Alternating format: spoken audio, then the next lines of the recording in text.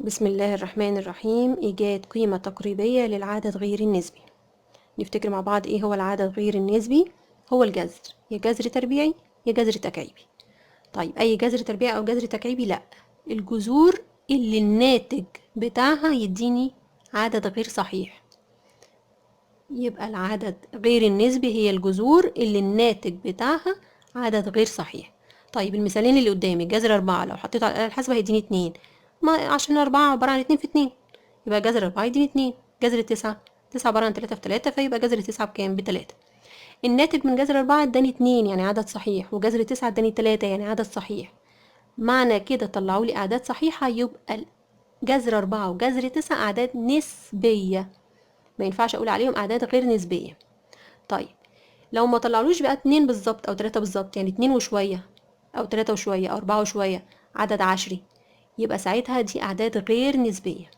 يبقى لو الناتج بتاع الجذر اداني عدد عشري او كسري، يعني ما ادانيش عدد صحيح، يبقى عدد غير نسبي. فبديهي بقى اللي ما بين الأربعة والتسعة، جذر الخمسة، جذر الستة، جذر السبعة، جذر التمانية، دي كلها لو حطيتها على الآلة الحاسبة هتديني 2 وشوية. ليه؟ جذر 4 اداني 2 وجذر 9 اداني 3، يبقى اللي ما بين الاتنين والتلاتة الناتج بتاعهم هيطلع ما بين الاتنين والتلاتة، يبقى جذر 5 أو 6 أو 7 أو 8، الناتج بتاعهم هيطلع ما بين 2 و3، يعني هيطلع 2 وشوية. يبقى دي كلها أعداد غير نسبية. اتفقنا؟ أمثلها ازاي بقى على خط الأعداد؟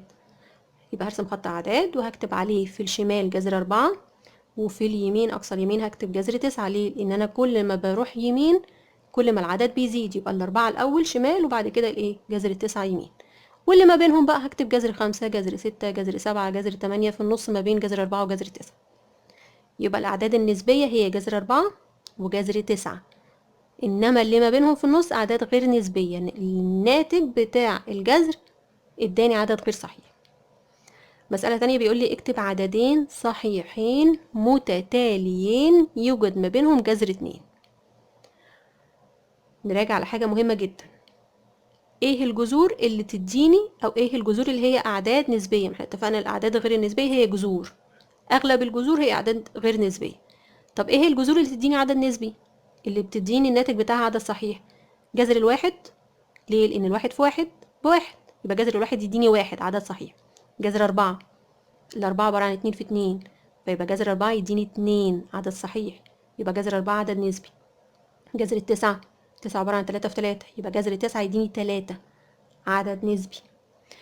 جذر 16، ال16 عبارة عن 4 في 4، يبقى ليها جذر تديني عدد صحيح، يبقى عدد نسبي.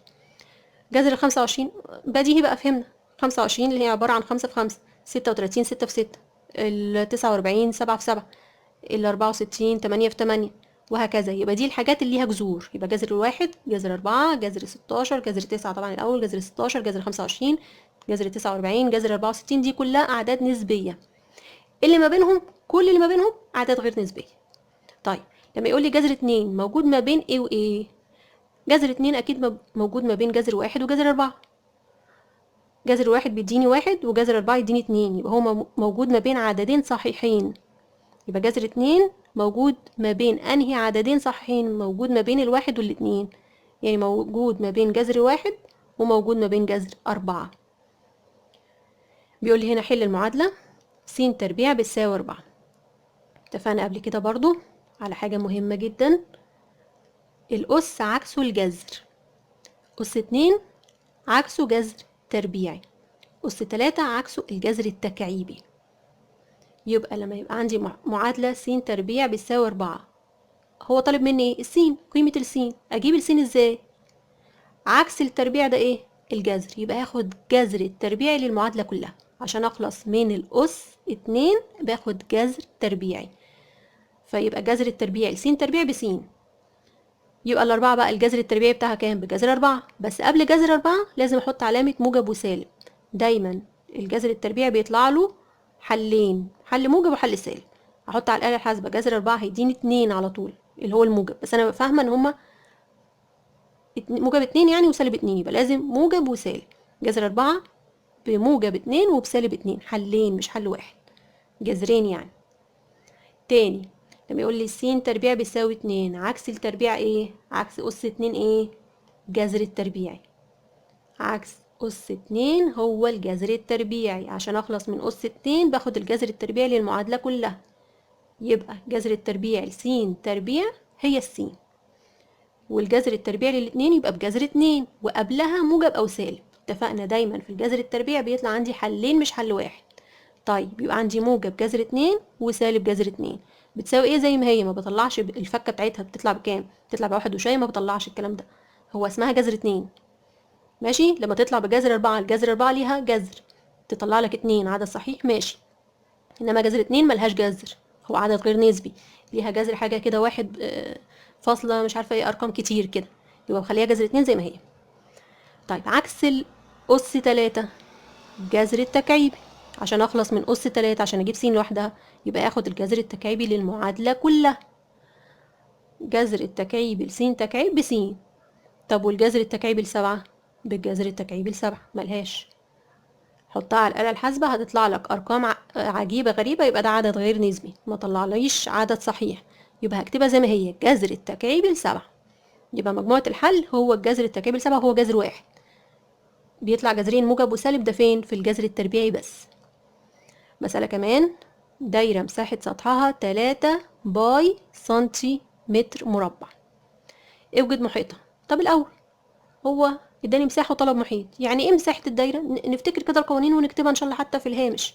مساحة الدايرة هي عبارة عن ايه؟ باي نق تربيع. نراجع كده مع بعض، المساحة بتاعت الدايرة باي في نق تربيع، والمحيط 2 باي نق. ما علينا، خلينا في المساحة دلوقتي الأول. المساحة باي نق تربيع، هو بيقول لي المساحة دي ب3 باي. خلاص أنا هاخد الباي نق تربيع واساويها بال3 باي اللي هو مديها لي. هو بيقول لي المساحة اللي القانون بتاعها باي نق تربيع ب3 باي، اديني سويتها وعملت معادلة. باي نق تربيع بيساوي 3 باي، في يمين باي وفي الشمال باي، هشطبهم مع بعض، يبقى كأن النق تربيع بكام؟ ب3.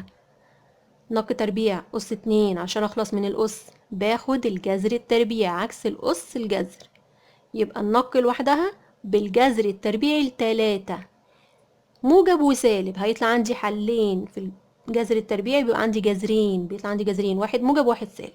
طيب يبقى موجب جذر 3 وسالب جذر 3. ينفع سالب في مسألة مساحة دايرة في نق في نص قطر؟ هو في نص قطر في الدنيا بالسالب؟ هو في طول أو عرض أو مساحة أو أي حاجة في الدنيا بالسالب؟ لأ. ده ينفع في الحاجات المسائل العادية هي الجبرية، إنما في الحاجات بتاعة المساحات والمحيط والكلام ده ما ينفعش، ولا طول ولا عرض ولا مساحة تطلع بالسالب، فالحل ده هيبقى مرفوض اللي هو السالب. يبقى الحل اللي عندي هاخد الحل الموجب بس، اللي هو موجب جذر التكعيبي الجذر التربيعي ل3. يبقى النص القطر هو موجب جذر 3. ده كل ده انا بجيب ايه؟ نص القطر. هو عايز المحيط، المحيط هو ايه؟ 2 باي نق، احنا لسه جايبين نق بايه؟ بموجب جذر 3.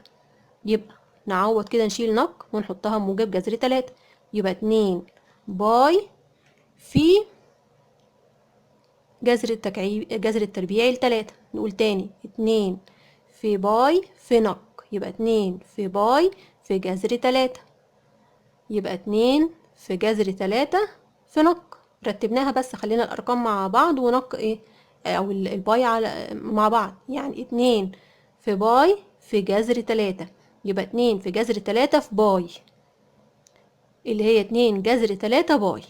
نقول تاني، المحيط 2 باي نق بكام؟ جبناها بجذر 3، يبقى نعوض كده 2 باي في جذر 3 اللي هي كأنها 2 جذر 3 باي.